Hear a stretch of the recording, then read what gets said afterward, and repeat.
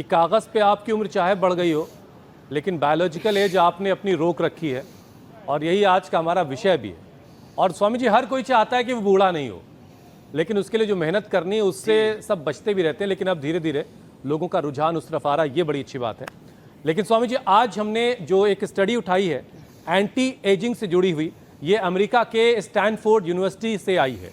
अगर आप vegan diet यानी प्लांट बेस्ड खाना खाते हैं और रोजाना एक्सरसाइज करते हैं, योग करते हैं हमारे साथ, तो 8 हफ्ते बाद से ही उम्र बढ़ने की जो रफ्तार है वो धीमी पड़ जाएगी। मतलब ये हुआ, इसको समझिए, आप उम्र से कम दिखने लगेंगे।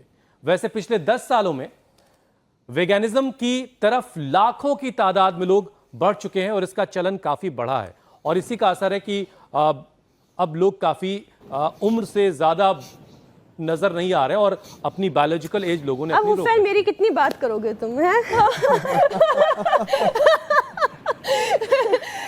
स्वामी जी, ये मजाक की बात है, लेकिन ये वीगनिज्म समझाइए थोड़ा। लेकिन ये सच्चाई है मीनाक्षी आपके लिए तो। और स्वामी जी, आप तो जहां पर है न्यूयॉर्क में, ये वीगनिज्म वहां से काफी ज्यादा पॉपुलर हुआ है। वहां तो शहरों शहर में लोग इसको बहुत फॉलो करते हैं। स्वामी जी,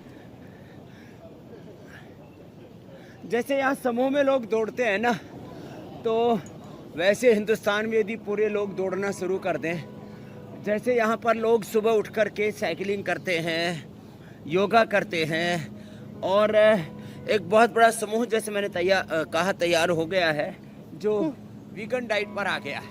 और वीगन डाइट का मतलब है आप अपने शरीर को कष्ट नहीं देते, अपने शरीर पर, अपने इंद्रियों पर, अपने मन पर, अपने चित्त चेतना, अपने आत्मा पर हम कितनी क्रूरता, कितना अत्याचार, कितनी जाति जुल्म, नाइंसाफी करते हैं। देखो, 3 बातें कह रहा हूँ एक साथ।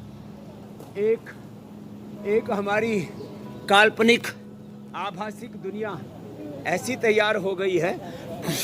ये स्वामी जी, जिस ग्रुप का आप जिक्र कर रहे थे, वो एक ग्रुप नजर भी आ गया। लोग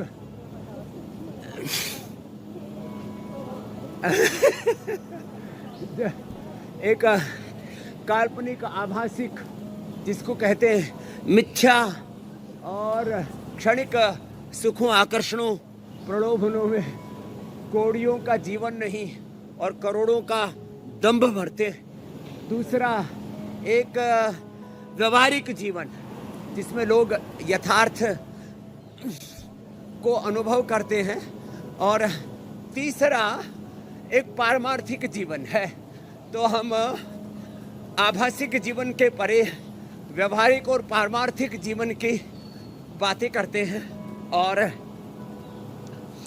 देखो, ये यौगिक जॉगिंग, ये तो हमारी रोज की दिनचर्या का हिस्सा बन चुका है। और इसके साथ साथ अभी हम आगे बढ़ेंगे।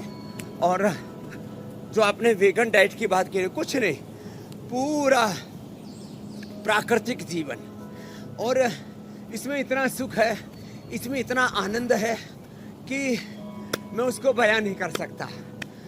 और उसको जब हम अनुभव करते हैं ना, तब ऐसा लगता है जिंदगी तो यही है, बाकी तो ढकोसला है।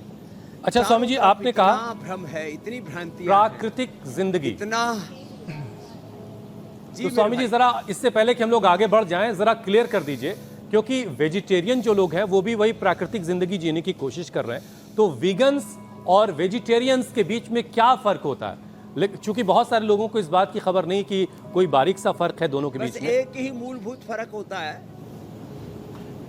जी, बस एक ही फर्क है कि जो वीगन डाइट वाले हैं वो दूध से बने हुए प्रोडक्ट भी इस्तेमाल नहीं करते, बस ये इतना सा फर्क है। और सारे डेयरी प्रोडक्ट आउट कर दिए गए सब्जियां वेजिटेरियन में से। अब जैसे दूध के, बस डेयरी प्रोडक्ट्स की जगह प्रोटीन के लिए सोया, दालें और प्लांट बेस्ड ऐसे बहुत सारे प्रोटीन्स हैं, उनको के ऊपर लोग निर्भर रहते हैं। तो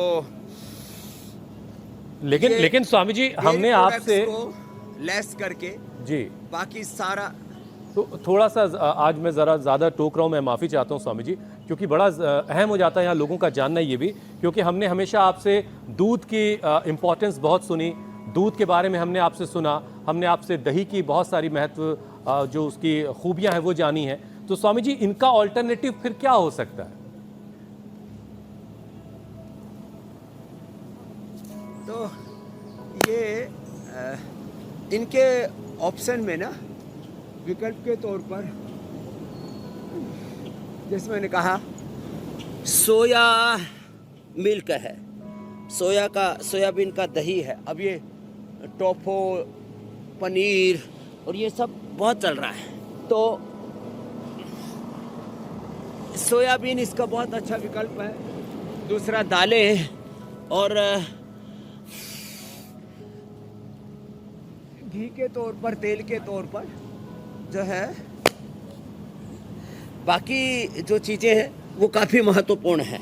तो जैसे घी नहीं खाएंगे तो तिल का तेल है, एरंड का तेल है, नारियल का तेल है और ये सोयाबीन का तेल है।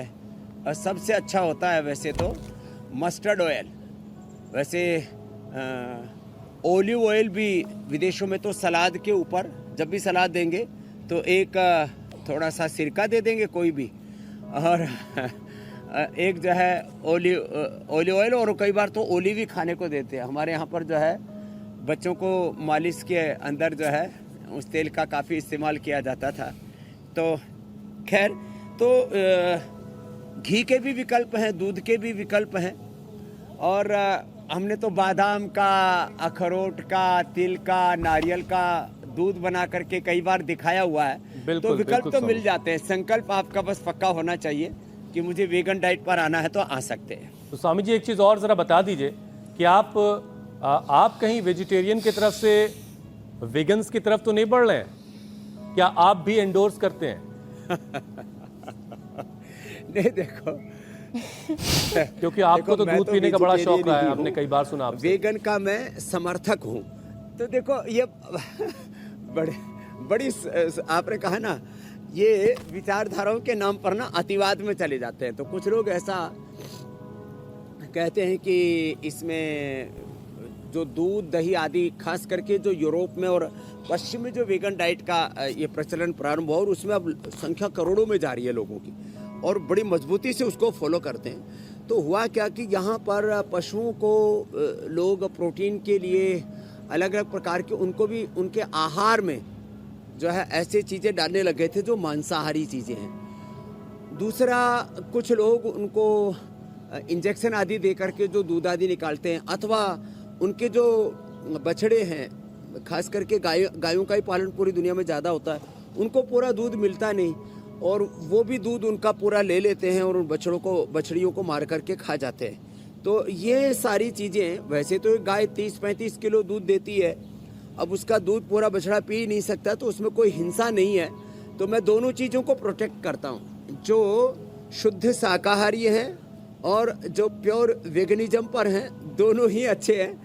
अब जिसकी जैसी भाव चेतना वैसा उसको जी सकता है, कर सकता है। ठीक है स्वामी जी, ये अच्छा हुआ कि आपने क्लैरिटी कर दी कि एक तो दोनों में फ़र्क क्या होता है, और उसके बाद